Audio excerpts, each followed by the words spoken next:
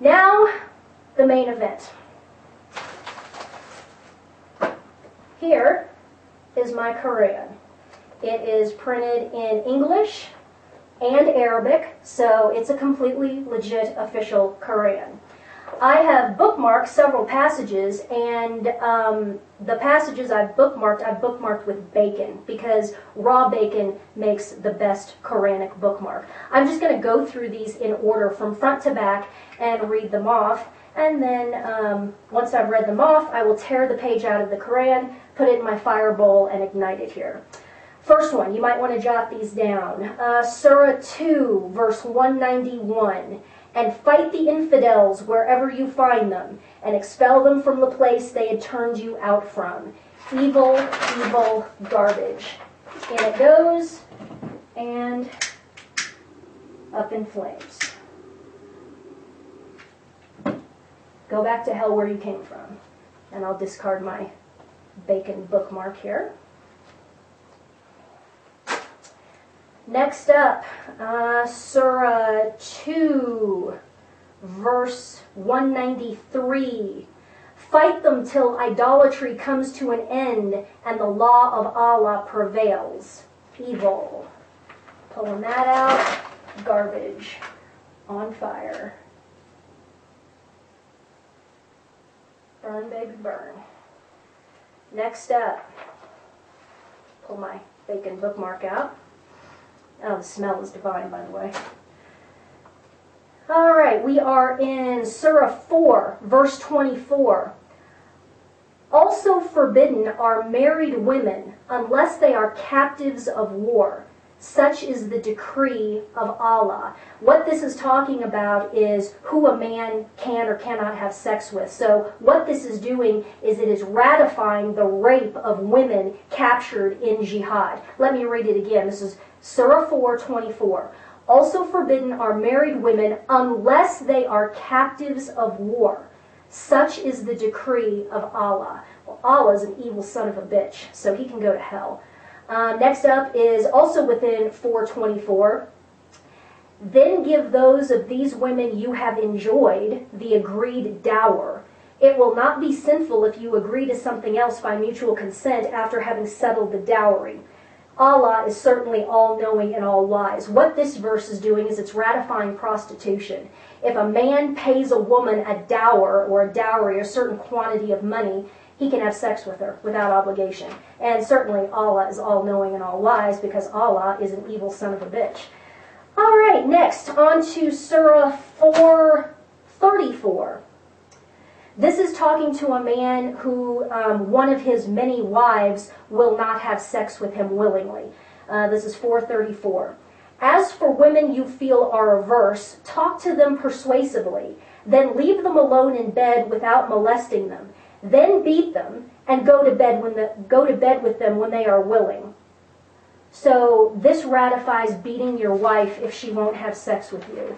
Evil, evil, evil. We'll burn this because that has no place in a civilized society. Next up, let's go to this is Surah 5:33. The punishment for those who wage war against Allah and His Prophet, who is Muhammad, and perpetrate disorders in the land is to kill or crucify them and have a hand on one side and a foot on the other cut off. Evil. Burn, burn, burn. Okay, pull my bookmark out.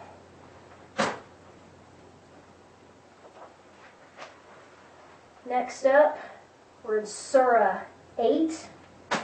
This is 8:12. And Allah said to the angels, I am with you, go and strengthen the faithful.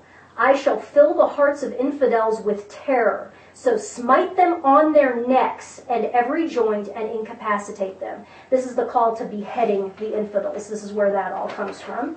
And it's evil, so we will burn that.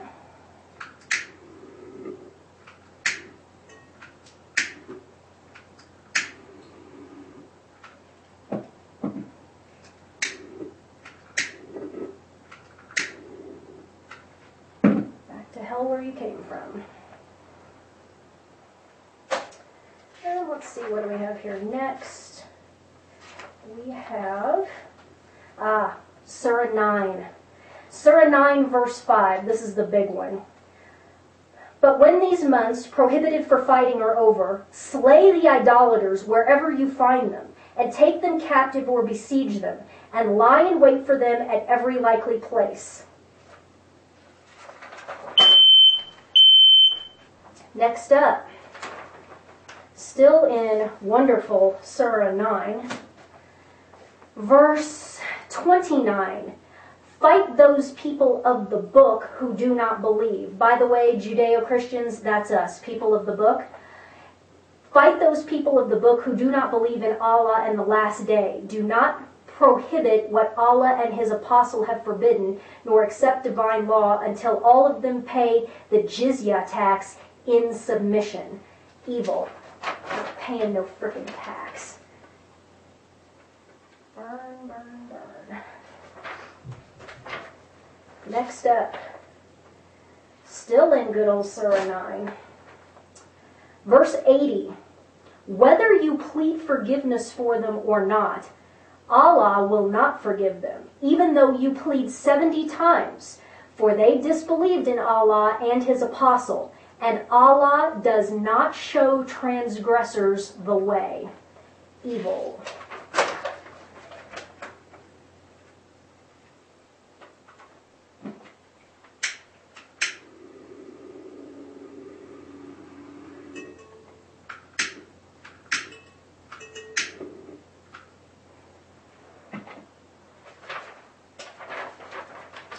Next up, we're still in Surah 9, verse 123. O believers, murder the unbelievers around you, and let them find harshness in you. Really. Yeah, go to hell. There you go.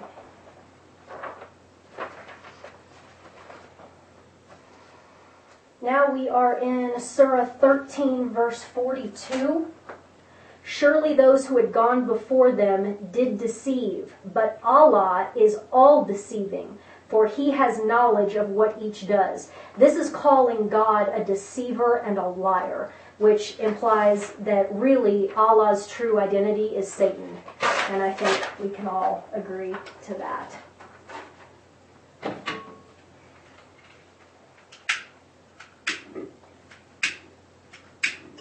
Go back to hell, Allah, from whence you came.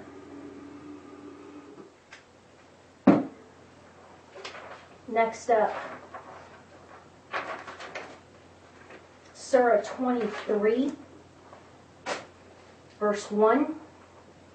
The true believers will be successful who are humble in their service, who shun all frivolities, who strive for betterment, who guard their sex, except from their wives and women slaves of old. This ratifies concubinage. Evil. And we'll burn that.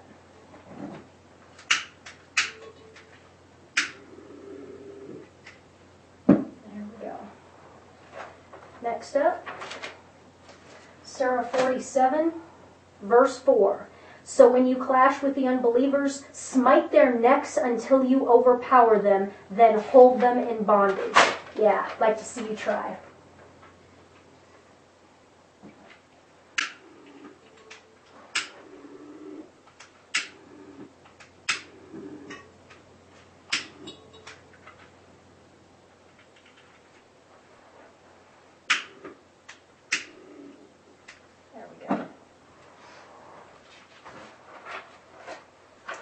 Next up, Surah 52, verse 24.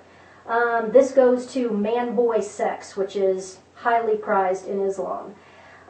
This is again 52:24. And young boys, like pearls within their shells, will go around.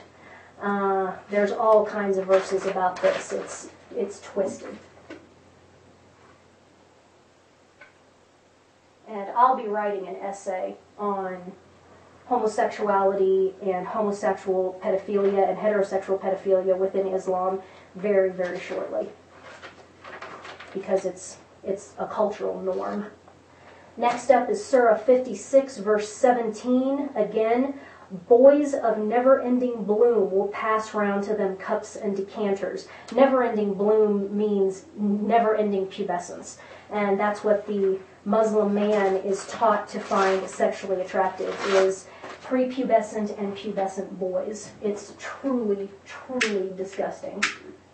Most men, or most boys in Islamic culture do not escape their childhood without being anally and orally raped by men. And then they, in turn, perpetuate the cycle of sexual abuse. And most men in Islamic cultures are homosexuals / homosexual pedophiles. Now to Surah 65, divorce, 65:4. As for your women who have lost hope of menstruation, and in case you have doubt, the prescribed period of waiting for them is 3 months, as also for those who have not menstruated yet. What this is doing is ratifying sex with prepubescent girls. Let me read it again. As for your women who have lost hope of menstruation, that would be older women, and in case you have a doubt, the prescribed period of waiting for them is 3 months, as also for those who have not menstruated yet. So this is ratifying sex with girls who are, under 12, 13 years old, which is evil. There is no other word for that. It's evil. So we'll burn that. And then finally, last citation here is Surah 76, verse 19. And boys of everlasting youth will go about attending them. Looking at them, you would think that they were pearls dispersed. Again, young boys as sex objects. Disgusting.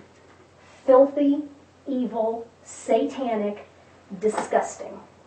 The whole thing, front to back. I just picked out a few. Every single page has something like that. There's either ratification of rape, ratification of sex with boys, or violence, violence, violence, kill, maim, behead, show no mercy, blah, blah, blah. This is evil. Evil, evil garbage. And it will be a cold day in hell before I bow down to this crap. I would encourage all of you out there watching who share my feelings to do something similar, because we have to make a stand right here and right now. We can't wait around 20 years. We can't wait a generation for our kids to fight this war for us. This war is on us right here and right now. Either we make our stand right here or it's over. Burn a Koran. Put it on YouTube. Show the world that we are not going to back down. Backing down is not what Christianity is about. There's a reason why the church on earth is called the church militant. Okay? You can come after me if you want, boys. You come after me. That's fine. I have no problem laying down my life for my fellow Americans, for my fellow human beings, and for the church. I have no problem with that. Come and get it. But I'm not going to lay down. That is not what Christ commands. There are times when we have to fight. We fight evil. We fight the evil in the world, and this crap is evil. My name is Ann Barnhardt. I'm at 9175 Cornbrust Circle, 80124 in Lone Tree, Colorado. Anybody who wants a piece of me is more than welcome to come and get it. That goes for Lindsey Graham, anyone in the government who thinks that this is a crime, or any Muslims who would like to come and get a piece of me. I've had enough of this crap. I'm not going to bow. I am not going to submit to Islam, ever. Ever.